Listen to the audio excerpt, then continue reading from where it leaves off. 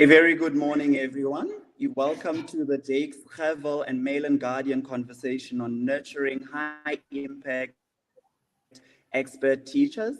My name is Zolani Metu, and I work for the Jake Travel Fellowship. The Jake Travel Fellowship is a fellowship within the Ellen Gray Orbis Endowment, which is in the business of nurturing high-impact expert teachers that lead change.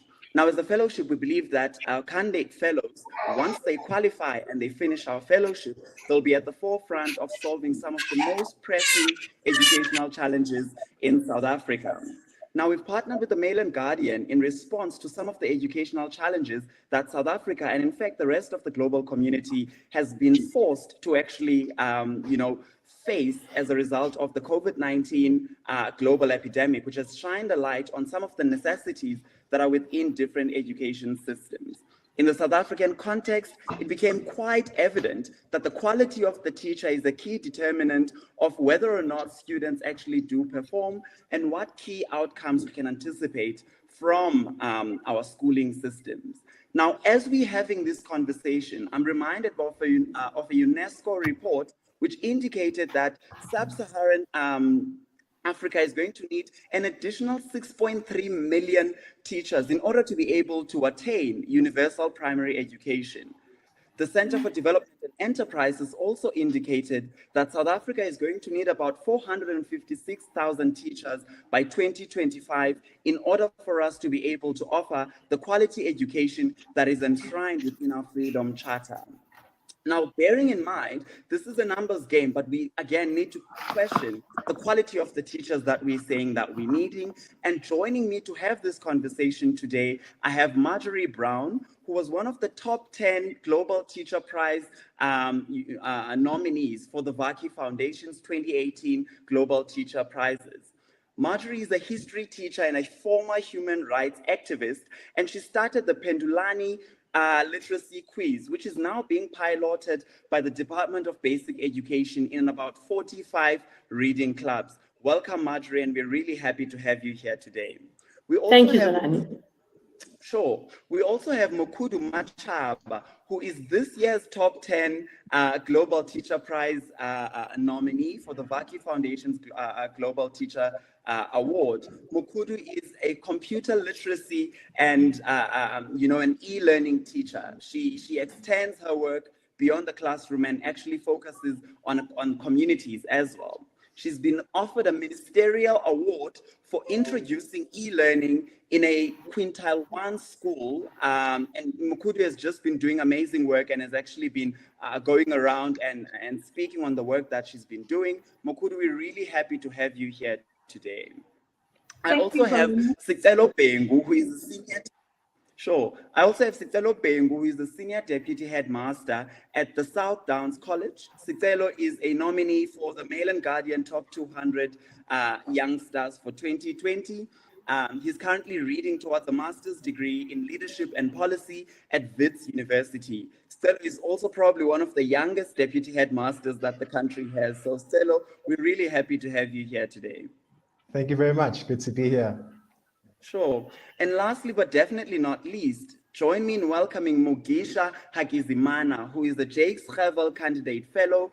Mugisha is currently reading towards a Bachelor of Social Sciences degree at the University of Cape Town. She's passionate about seeing the intersections between some of South Africa's socioeconomic realities and the classroom or the education system. Mugisha is one of the brightest young minds who really are passionate about education.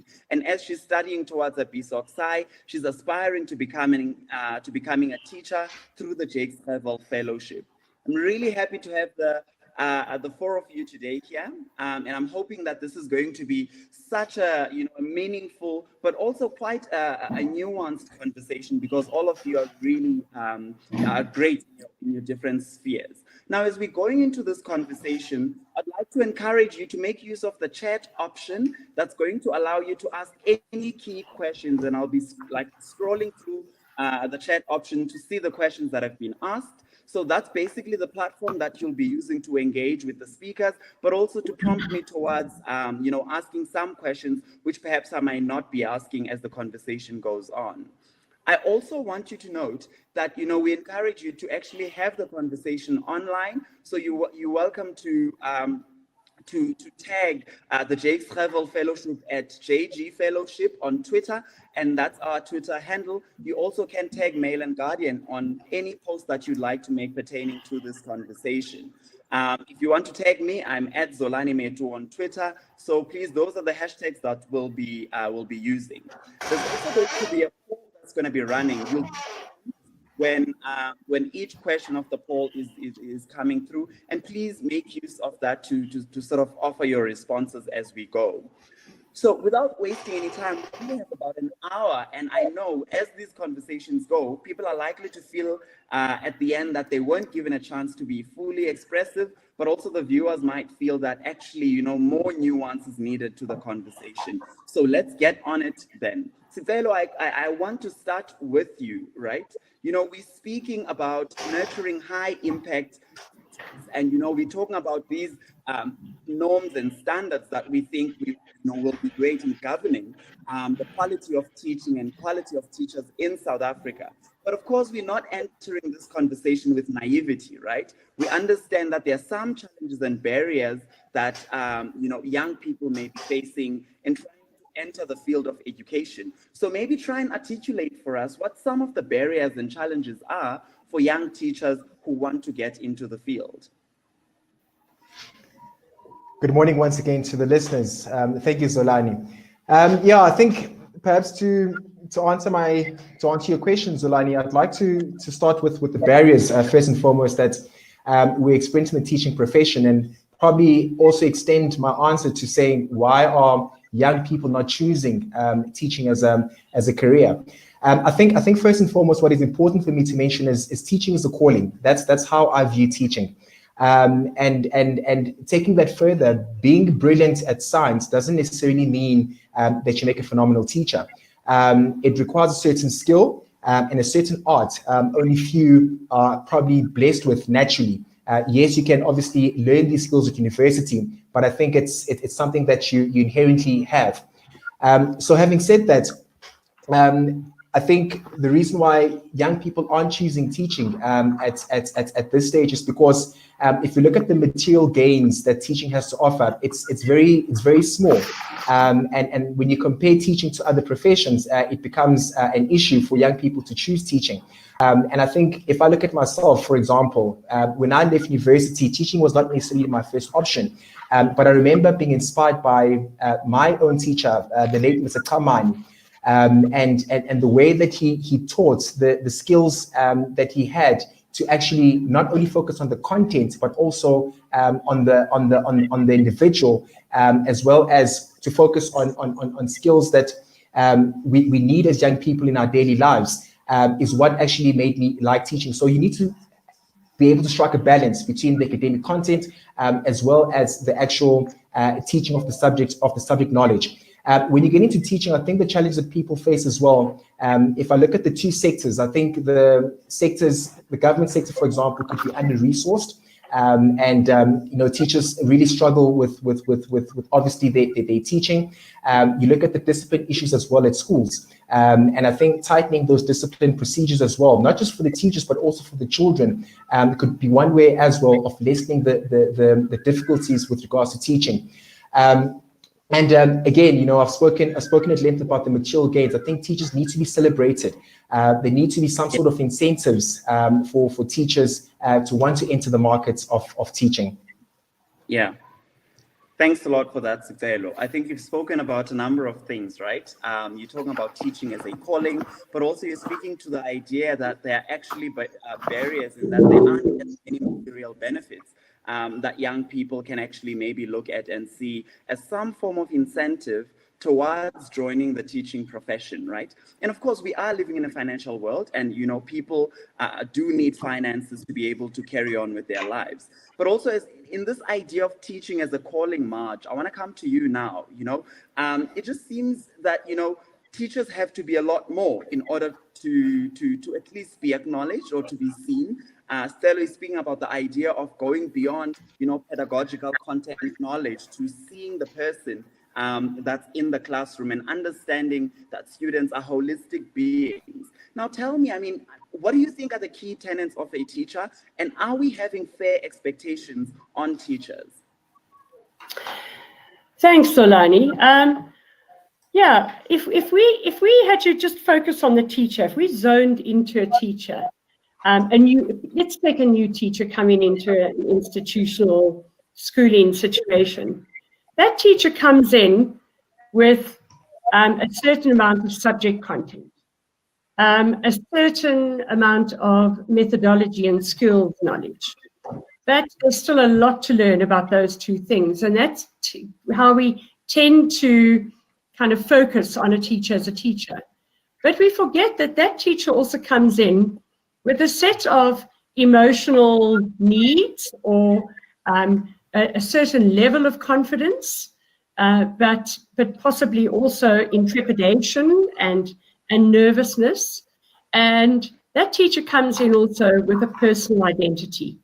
And that personal identity might include past hurts, past prejudices.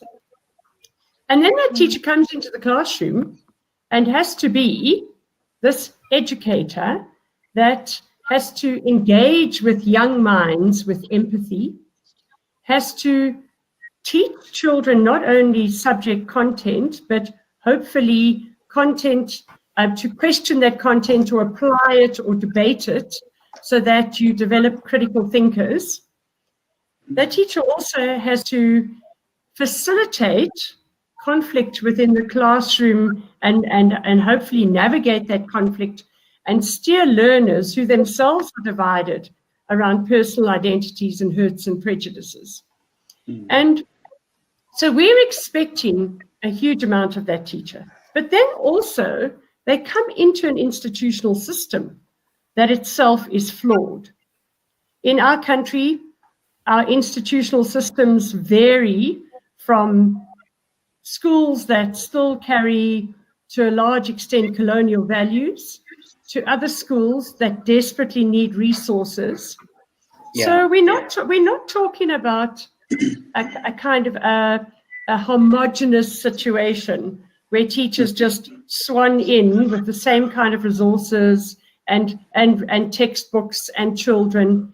And so I think a huge amount is expected of these teachers, to come to your question, Zolani, and yet not all teachers enter institutions that are going to support them, understand them, accept their identity, their values, and possibly institutions that don't like change and are going to resist a teacher that comes in with new skills and new technology and new methodologies. Yeah. Thanks a lot for that, Marge. I think what you're articulating is the idea that, while, there are expectations on the teacher, there should be an equal accommodation of the reality that teachers are also human and they come with their own personal identities, but also equally so, their lived experiences and realities. And I think, the same could be extended to almost every profession. And I think, now I want to come to you, Mokudu, because I think in essence, what you've done is to sort of model this kind of teacher that we're speaking about, the teacher with to whom there are high expectations, because I think what you've done is extend your role beyond the classroom where you're teaching, computer literacy. And I mean, you've been acknowledged and praised for the work that you're doing. But tell me, why is it important for you that you extend your role beyond the classroom? Thank you, Zolani. I think as a teacher, we have to understand that we are teaching children who are coming from communities. So if I cannot extend my teaching role to the communities, I might not be able to understand the kind of children that I am teaching or the kind of the community I'm dealing with. So hence, I'm exposing myself to the community so that I can also engage with them and make sure that I don't separate my profession from being a community member. And that makes me as well to understand the challenges that are within the communities.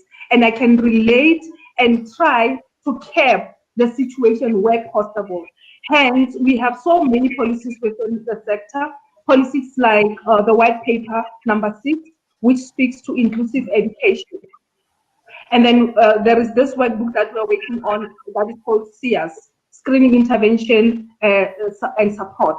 So it helps a lot for a teacher to embrace the community they are working in so that they can understand the challenges that the children who are coming into the school are coming with, so that they can be able to teach from a perspective that they understand what children are experiencing when they get back home, when they get out of the classroom. Thanks a lot for that. So you've sort of come to also the, I guess the heart of where we're going with this conversation around the idea that, we are teaching children who actually come from communities, and that, schools are generally, I guess, a microcosm of what's happening in broader society. And unfortunately, we are not always as clear when it comes to attending to some of those issues within a schooling environment. Mugisha, I mean, you're a candidate fellow for the Jakes Gerwel Fellowship. I think 4 years down the line, you're going to be a teacher yourself, right? And I think you've been quite articulate in saying you're curious around these socioeconomic realities and how they impact learning outcomes, learning in classrooms, and also experiences of school, right? So, I mean, maybe tell me, what do you think you anticipate to be some of the challenges that are making it difficult, for South Africa to produce the kinds of results that we want, or the kinds of learning outcomes that we hope for?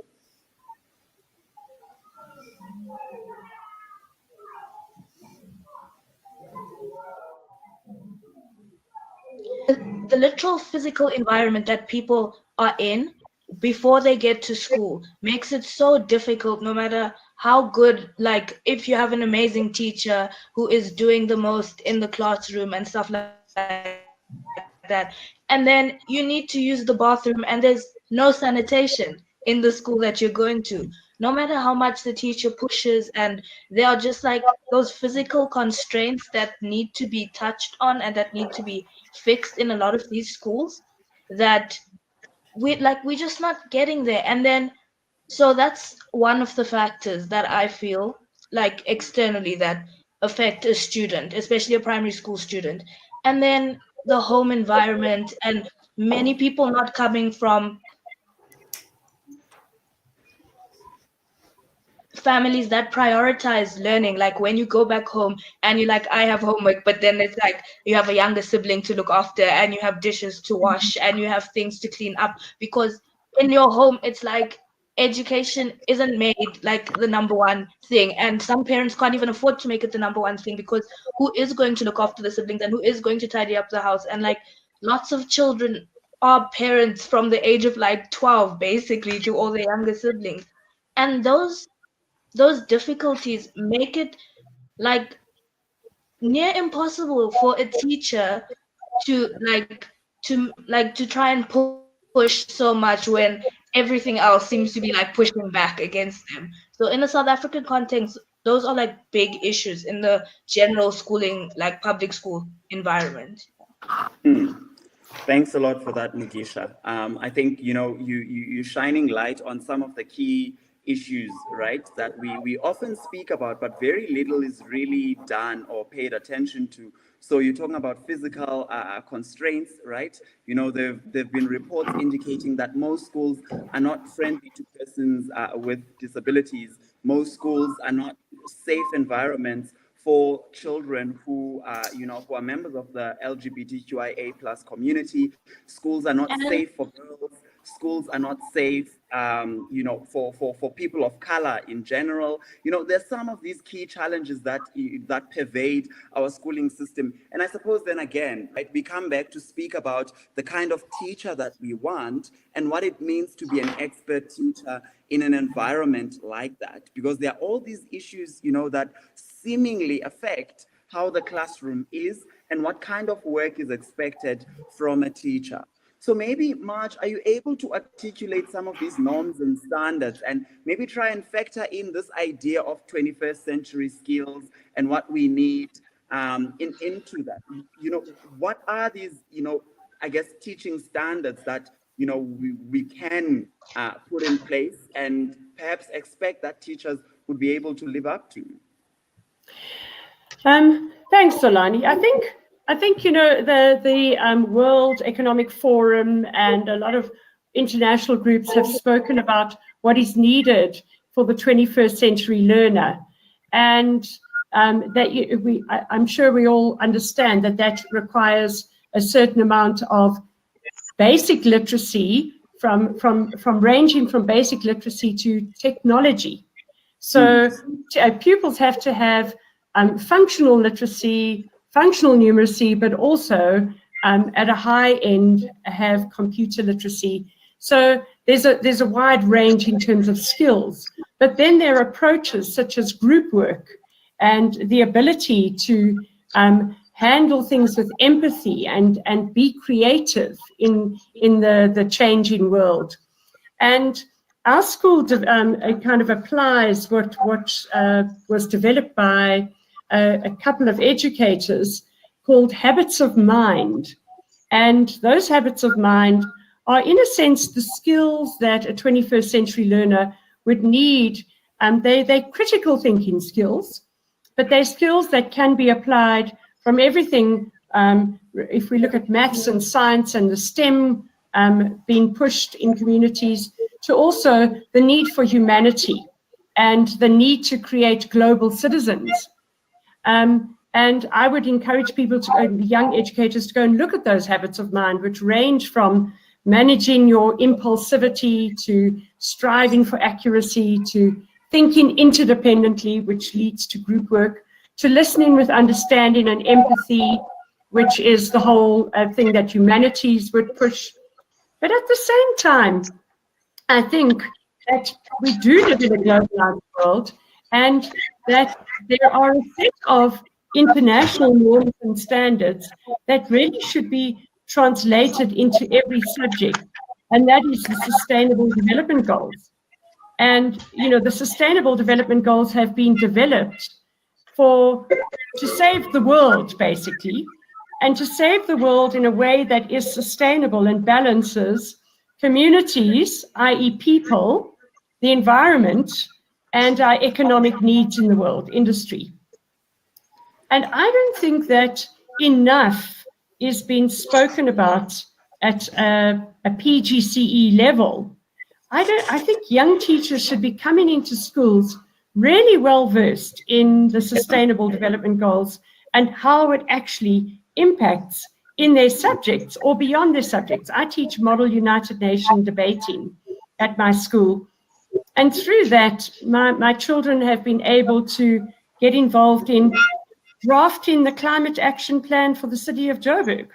Now that's going way beyond the classroom, but they're becoming global citizens and they're becoming critical thinkers. And that requires a huge effort on the part of a teacher, because teachers, are already overloaded within the school. But I absolutely believe that teachers, to be change agents within society, and I do believe teachers should be change agents, you need to be keeping abreast of these international developments, such as the Sustainable Development Goals, and drawing your students into them so that they too can become change agents and global citizens. Yeah. Sure. Thanks a lot for that, Marge. So what I'm hearing from you is the idea that, there are broader systemic, I guess, interventions that have been put in place that teachers should perhaps be able to familiarize themselves with. You're speaking to the idea of the Sustainable Development Goals and education and quality education being one of them, right? And so you're saying at a PGCE level, and speaking to the idea of training and teacher training, that it should actually encompass some level of, familiarizing the trainees with some of the global policies and global conversations that are happening and pertaining to education. And I think you're starting to speak about, the climate action and getting your students to be part of, drafting a position statement on the Johannesburg's climate action. And I think you started speaking around this idea of policy, right? And all I'm hearing is, Sikelo, where do you come in this? Because I think that's where you're currently reading for your master's degree as well, right? Is policy a key factor when we're speaking about, teaching and nurturing high impact expert teachers. Should we be nurturing teachers that are able and competent enough to be able to, I guess, perform at a policy level, analyze policy, and understand how policy influences their classroom and their engagement with their learners?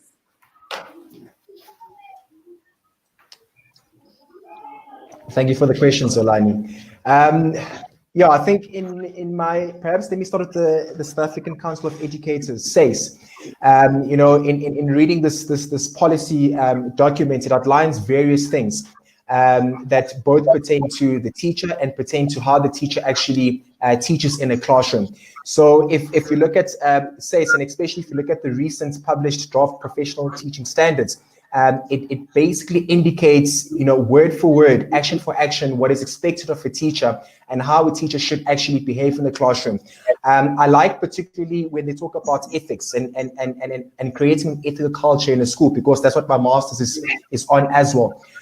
When you talk about an ethical culture, creating an ethical culture in a school, we're not just talking about the common ethical values and practices that we understand by ethics, but we talk about deeper things. For example, schools allowing teachers to teach subjects that are not necessarily their passion, but that they don't have subject knowledge in, because there's a shortage of teachers in a certain department.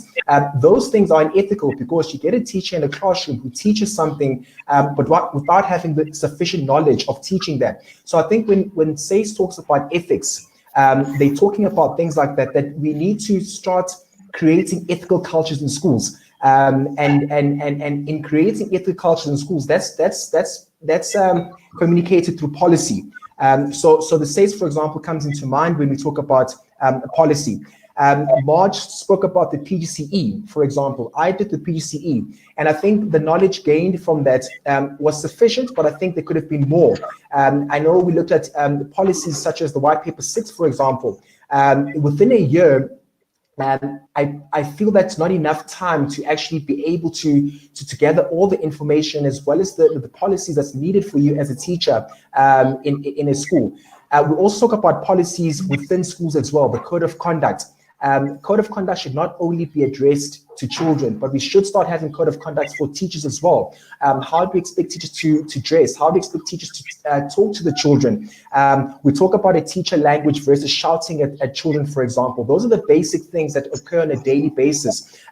Teachers, need to learn how to talk to the children, and that should be governed by policy. So going into this field of policy, I'm looking at developing things like that, where it's prescribed as to how teachers can actually behave and how teachers can actually teach in the day-to-day running, and particularly looking at ethical leadership, because I think there's not enough time to unpack that, but there's a lot there that could actually shape and create better teachers going forward, and that's through policy.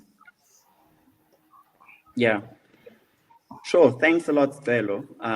So I think you've spoken to the idea of ethics and what ethical practice looks like, and that there are bodies that try to regulate this, but there's still some practice. And I think you're speaking to the practical realities within a school again, right? The idea that policy does not have to just be this macro consideration, that there are micro policies that also influence the classroom, and perhaps more attention should be brought into that. Now, I know we've been speaking about things at a more logistical, practical level, and I want to come back to you, Mokudu, because we are in a space where we're starting to, to realize that the fourth industrial revolution is here, and it's a reality that, we often try to escape, but it is, and I think COVID-19 has basically forced us into actually adjusting into the space that is being, we're being called into, right? And I think the work that you're doing is really cultivating, a culture of love for science, a love for technology, a love for e-learning. And I ask you this question with the consciousness that not all teachers have a comfort, right? I think you're a Microsoft fellow, so for you it probably comes naturally to be able to teach e-learning, to be able to, to teach computer literacy, right? But I want to hear from you with regards to the fourth industrial revolution and the subjects that you are teaching. What do you think is the alignment there? What, you know, as a teacher for yourself, what skills do you think you are teaching the learners, and how essential are those skills given the era that we're in now? Okay, thank you, Zolani, for the question. First, let me maybe indicate the fact that I'm also a product of Bantu education myself.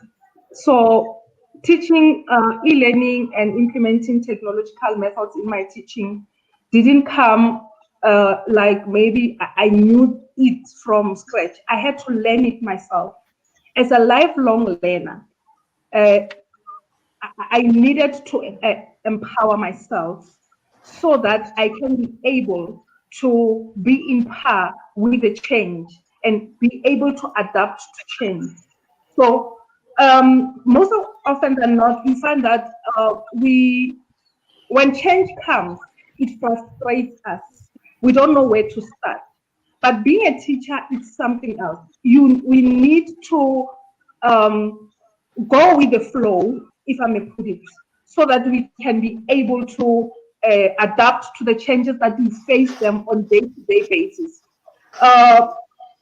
If we can look on what is happening today, technology is gradually replacing the method of teaching, which is the traditional method of teaching. With the coming of the pandemic as well, we've seen so many schools which are rich schools adapting to remote learning, teaching learners while they're at home, while other schools, like my school, we were having challenges, starting from connectivity, starting from having gadgets to teach the learners. But what you have just asked me about the skills that I am imparting to the learners, we can all agree to the fact that we are teaching the 21st century learner and the child who is digitally inclined. You give a 6-month-old a tablet or a phone, they can open it, they can go to the apps they want. So meaning they are born with it. This thing is in them. So we need to implement these things so that we cap the digital divide ourselves. Because if we look at what is happening today, there's a problem of equality at the same time. Equality in the sense that there are schools that are highly equipped in terms of technological gadgets, and there are schools that don't have any technological gadgets at all. So we need to find a way. I think my plea would be to the government to say, let's look into what is happening today. We are living in an era where we are in a global citizenship. The world is a global village.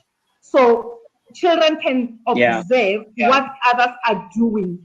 The same learners whom they should compete with them at the same level, despite them coming from a school that is a not well-resourced school. They need to go out there and be competent with their peers and promote the economical standards of a country that they live in. And I think it also frustrates our youth today. If you check what is going on in our country today, when you go to our townships and you go to our rural villages, you'll find our youth inclined in drug abuse. They are just frustrated.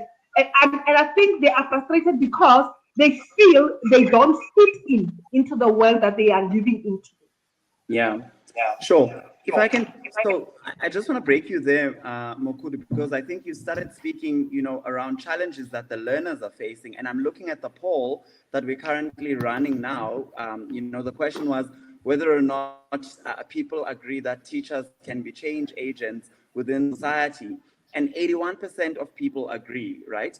And I think that's a great indication of faith on teachers. But I kind of want to hear from you again, Mukudu. Sorry, if you can just take less than a minute and maybe tell us about some of the challenges you've had to face implementing some of the innovations that you've implemented. I mean, I can assume easily it couldn't have come easy. So what were some of the challenges that you had to overcome? Because I imagine there are a lot more teachers who would like to innovate, but there are all these structural barriers and, you know, infrastructural resources not being there, etc. So what were some of those challenges and how did you deal with them? Or how do you deal with them? Because I imagine they're still there.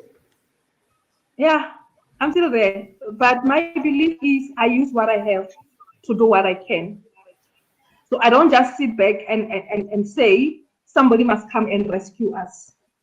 So you may see that for the past decade, I've been using my cell phone in the classroom to access information for my learners.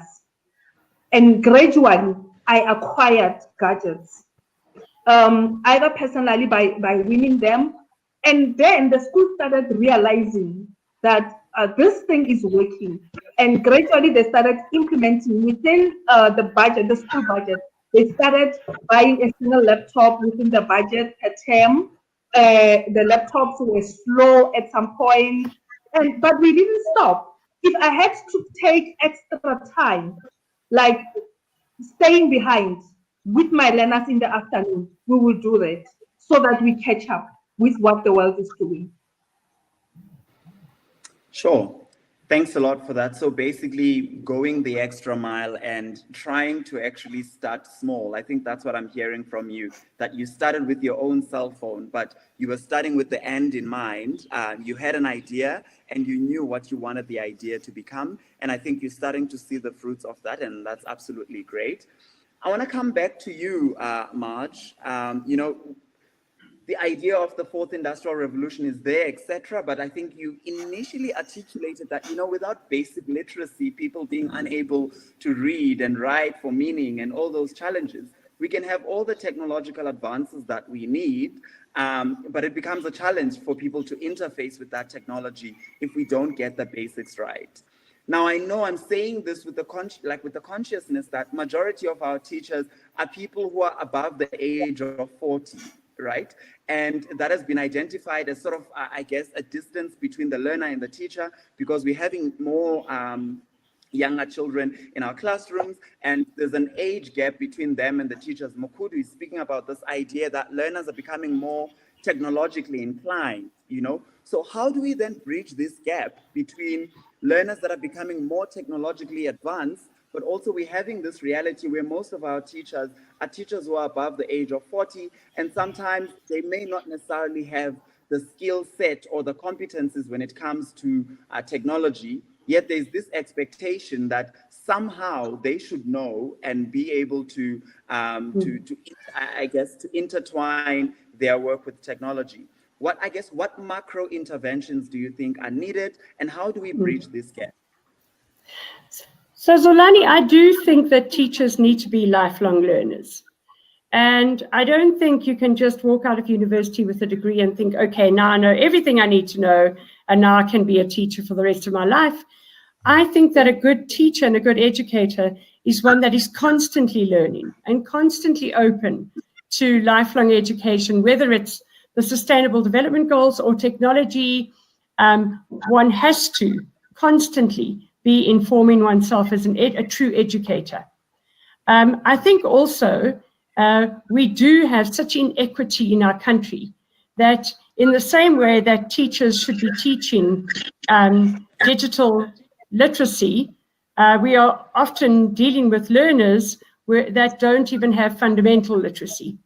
And the two can come together. You know, we have wonderful NGOs such as Nalibali who have gravitated from basic literacy tools to using those tools now using computers and WhatsApp.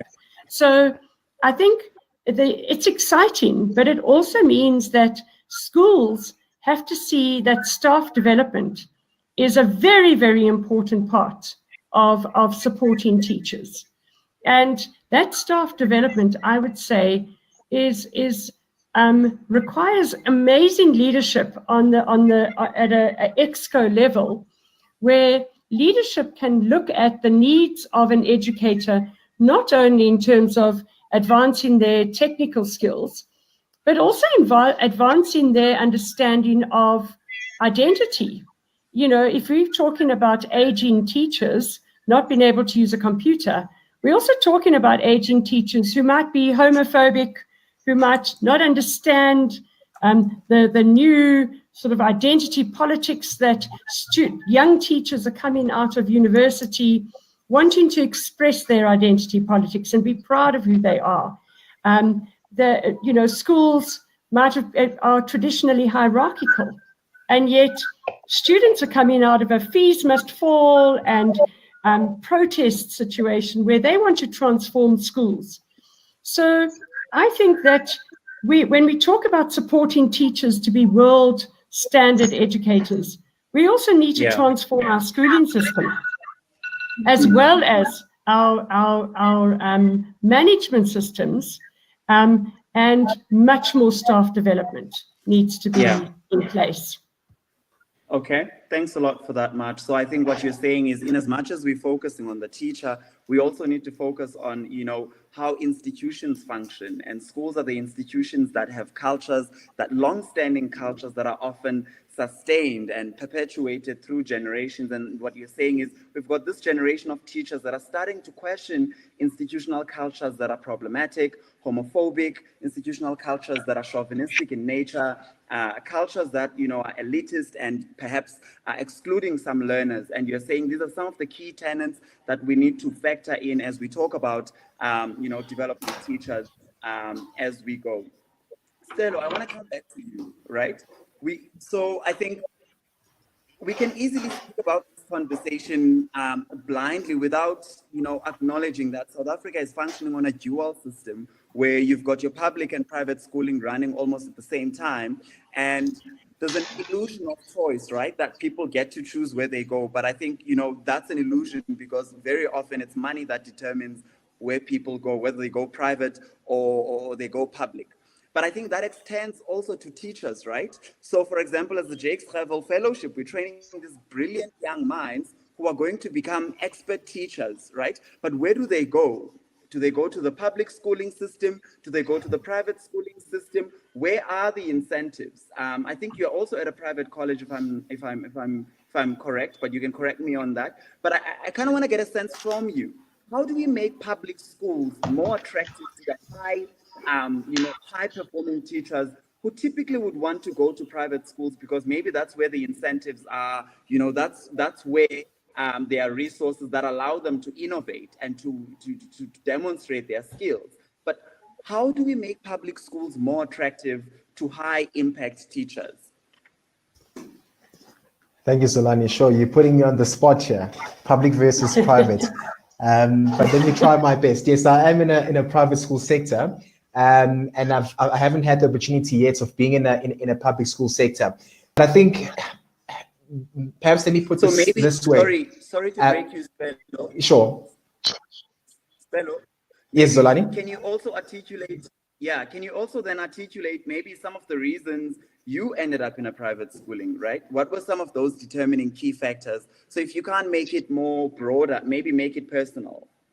Sure. Maybe I will do the comparison because I've got my parents are both retired heads of school. So I was very much in those conversations when they spoke about how their day was at school, and the experience that they also experienced in their schools. But I think the biggest thing is resources. I think we can't shy away from that. I think that sets those two sectors apart, the resources. But having said that, and I'll continue with the resources my sentence now. Having said that, it's also important for us teachers to understand that we are the biggest resource in schools or in a classroom. And I think, if I look at what my colleagues are saying here, she used a cell phone, for example. So it's not necessarily that the resources will make you a better teacher. It'll make teaching easier and better, yes, but it won't make you a better teacher. So teachers are the biggest resources. Now, going back to your question with regards to what made me choose a private school, I think when I finished my degree, I was fortunate enough to do my internship at Hilton College. And having done that, then obviously the doors opened for me to in a way choose which sector I'd like to go into. And I suppose, without being biased and being honest, I think I chose the private school sector because again, I speak of the resources. I speak of the less numbers in classrooms in comparison to government schools. I speak of technology that is there that I can use in order to make my teaching more effective, if I can put it that way. And I think with young people, I get the question all the time that, okay, so you've done, so much in your career being in a private school. Do you not want to go back into a government sector and give back? And the question is, yes, I'd love to say yes and jump at the opportunity of going back to a government school. But I think I'm also selfishly using the resources and the incentives that the private school sector has to offer to also further my career as well in terms of the education that I'm getting. Private school sectors also offer those perks as well, where they pay for teachers to actually get educated, which is not something that government schools would actually do. So I think it's those little things that make a difference between the private school sector and the government school sector. Yeah, thanks a lot. So you speak around incentives again. I think you bring this idea back to say, in as much as the passion can be there, right? I think, initially the poll was asking around this issue of passion, and people were saying that passion is a key factor. And I think that spoke to what you had said earlier on, that, teaching is a calling. But I think now you're starting to say, well, in as much as it's a calling, people need an incentive to be in a space, and a space needs to be able to provide people a kind of accommodation that makes it easy and possible for them to be able to do their job. And so this issue of resource, and I'm looking at the poll that we're currently running now, and the question was, what do you think is a threat to cultivating a passion for teaching, right? And the majority of our respondents are saying poor salaries and working conditions. And I think that basically confirms what you've said, Stella. And we've got about 55% of people who've said poor conditions and poor salaries are a factor here. So I want to come to you, Mugisha. I mean, you still have ample time ahead to decide, okay, you turn, we're not doing this teaching thing. I want to get a sense from you, right? You were an Ellen Gray Orbis Foundation scholar, right? Yes. You had the option to go on and take on the Ellen Gray Orbis Fellowship, which would tune you more in towards the entrepreneurial space. Yet you came and you chose to be a Jakes Gerwel candidate fellow, and your passion for teaching still shines. I mean, you're one of the smartest that the country has. So what sustains your passion? Because there are all these challenges around poor salaries and poor working conditions. What do you think for you is a factor that actually makes you still want to be a teacher and to be within the education space? So, you say like all the poor salaries and all the poor working conditions and stuff, but being somebody who was an Ellen Gray student for all that time, it's like a salary is not something that would intimidate me. And the support Jakes Gerwel gives you, it pushes you into being an educational entrepreneurs, and where there are things lacking, like I have the faith in myself that I will be able to initiate change in a manner where I will earn enough to support me, but then I can still do something where I feel that I'm making a meaningful change. Because going like the Alan Gray direction, it's like I would have probably been studying law, and then there's like this whole ladder climbing thing of like where you, with education, I feel it's something that you can see that you're making a change in an individual's life every single day. You can see somebody's 40% become a 60%, become a 65% every single day. And I think it's like, I don't know if it's kind of a selfish thing, but then it takes long, but there's more of an immediate gratification knowing that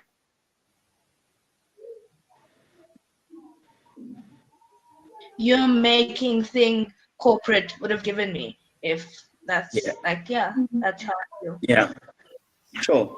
Thanks a lot for that, Mugisha. I think what I took from you is this idea of faith in the self, and that, you've got faith that you'll be able and competent enough to actually get to a level where you are comfortable and you are earning a salary that allows you to live the kind of life that you live.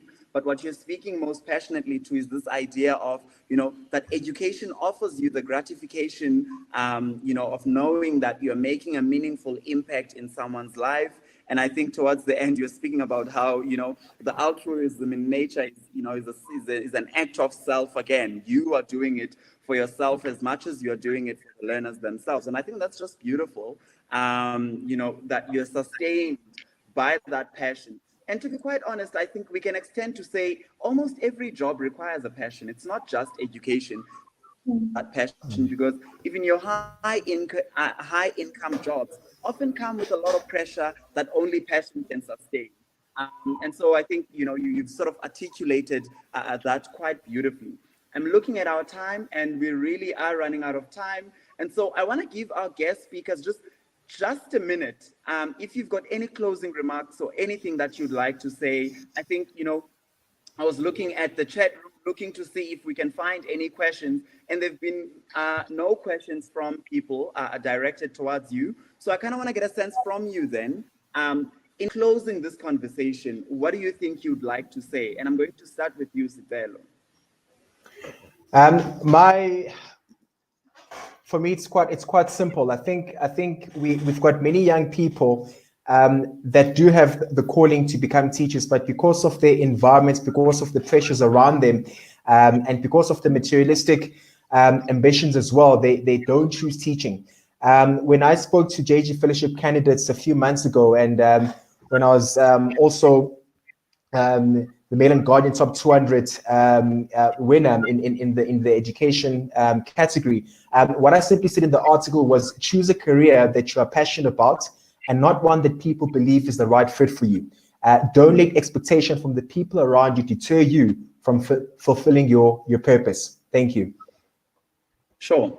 Thanks a lot for that, Stelo. Mokudu?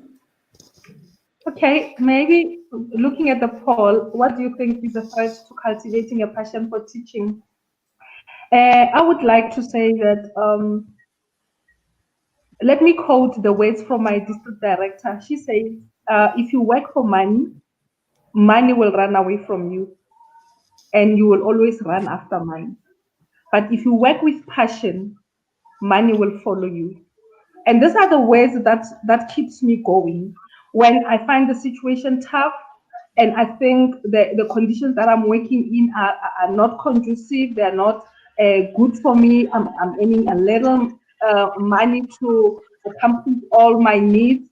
I keep on looking back to those words, and they inspire me. And I think people should get their inspiration so that they can pursue their passion. Thank you. Thanks, Mokudu. Marge? Thanks, Zolani. I do think that what's kept me going is a sense that through teaching you can change lives, you can change society. And so I kind of probably moved from fighting apartheid to fighting for the lives of people and building lives in society. And I do want to say to young teachers out there that you probably will find that you have to be activists in order to survive. That you might have to be an activist in your subject.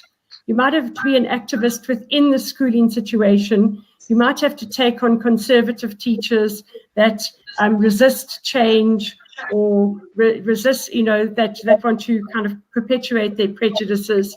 And that in a way, you are, as an educator, a person who hopefully is a critical thinker. And find yourself a mentor. Find somebody who sees the value in what you're doing, who doesn't want to pull you down or make you become passive and just, kind of do things just for a salary. And just through a small group of mentors, believe that you can make a change, because change has always happened with a small group of like-minded people who believe that they can be change agents. Sure. Thanks a lot for that, Marge. And Mugisha, what would you like to say in closing to anyone aspiring to be a teacher?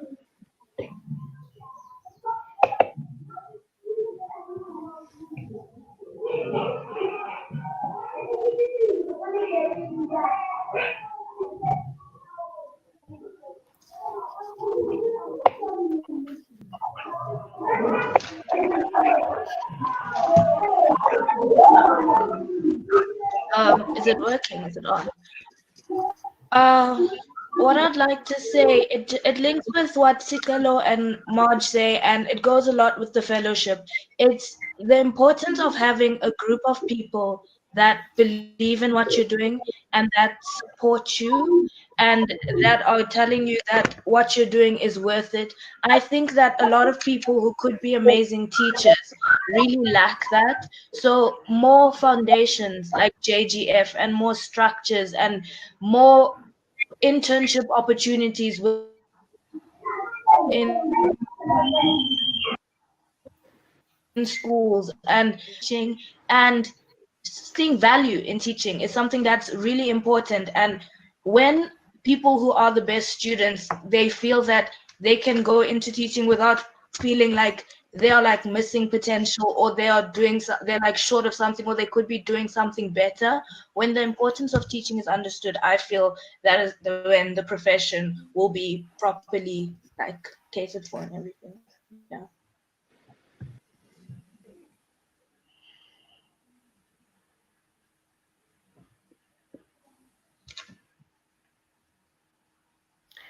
I think Zolani's just lost connectivity. I just wanted to also give a shout out. I know that Jake Scrabble and the DG Murray Trust have been involved in trying to create an organization called Teachers Can.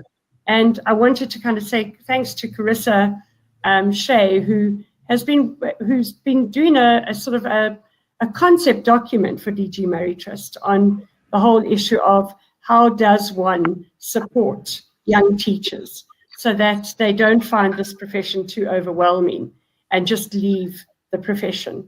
And I think that what Mugisha has just said is so important, to have that support network, because schools themselves are in the process of a lot of challenges and change, and people need to find their support networks. But at the same time, hopefully Jake Scrabble, Mugisha, will not only support teachers, but also challenge institutions, because I think we don't only have to support teachers to cope, we have to challenge institutions that are broken to be better institutions, so that we don't just throw teachers into situations that are broken and say, well, you know, sink or swim. But we make education institutions truly educational and nurturing.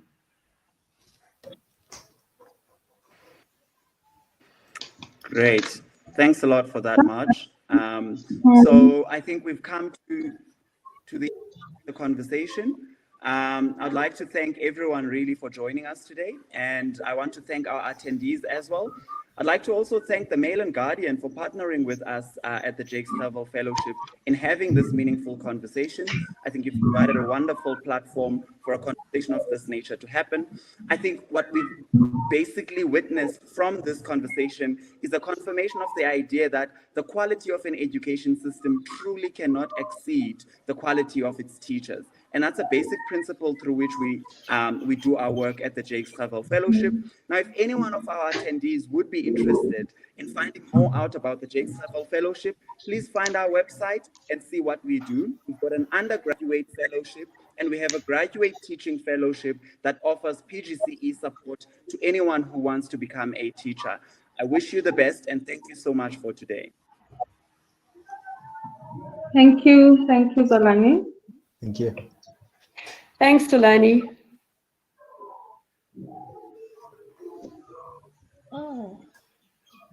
And how do we leave the room?